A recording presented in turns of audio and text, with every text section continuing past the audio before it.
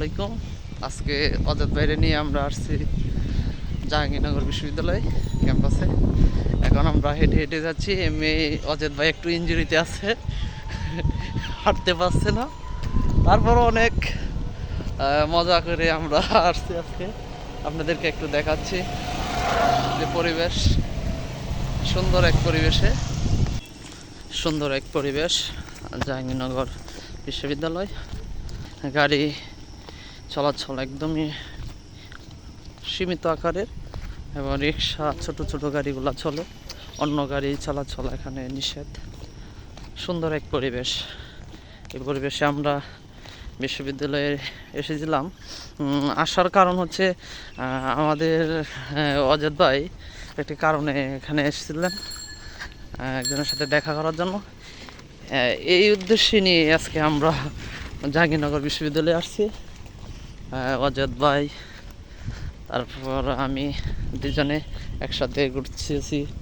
পুরা এরিয়াটা আমরা ঘুরে ঘুরে একটু দেখাচ্ছি।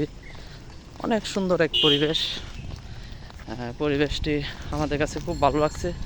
গ্রামীণ পরিবেশ, যে গ্রামের যে পরিবেশের দৃশ্য সেটার মতন আপনাদেরকে দেখাচ্ছি।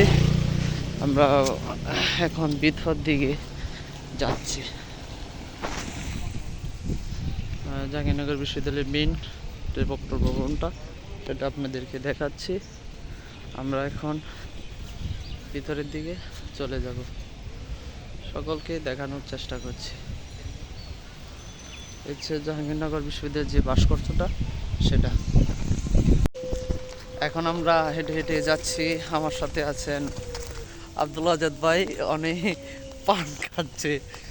পানের যে ওনার নেশা, সেটা না বললেই নয় যে ওনার মন খারাপ। সকাল থেকে পান খেতে পারে নাই।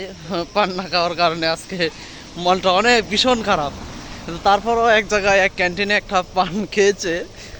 ওই পানটির ডবল কিন্তু দাম নিয়েছে 15 টাকা। কিন্তু পানটা খায় তার তৃপ্তি মিটে নাই, আর দামটাও একটু বেশি নিয়েছে মনে হয়, ক্যান্টিনে তো এই জন্য মানে একটু বেশি। কিন্তু তারপরও পানে সকাল থেকে একবার খেয়েছে, মনটা তার খুব খারাপ। এখন আমরা হেঁটে হেঁটে যাচ্ছি। এখানে দেখা যাচ্ছে আইসিটি সেল, প্রক্টর অফিস যেটা বলা হয়, সেটা দিয়ে আমরা পাশ দিয়ে হেঁটে হেঁটে যাচ্ছি। আমার সাথে খুব সুন্দর এক পরিবেশ আপনাদেরকে দেখাচ্ছি ঘুরে ঘুরে। পরিবেশটা অনেক সৌন্দর্য। অজাত ভাই একটু বসেছে, খুব টায়ার হয়ে গেছে,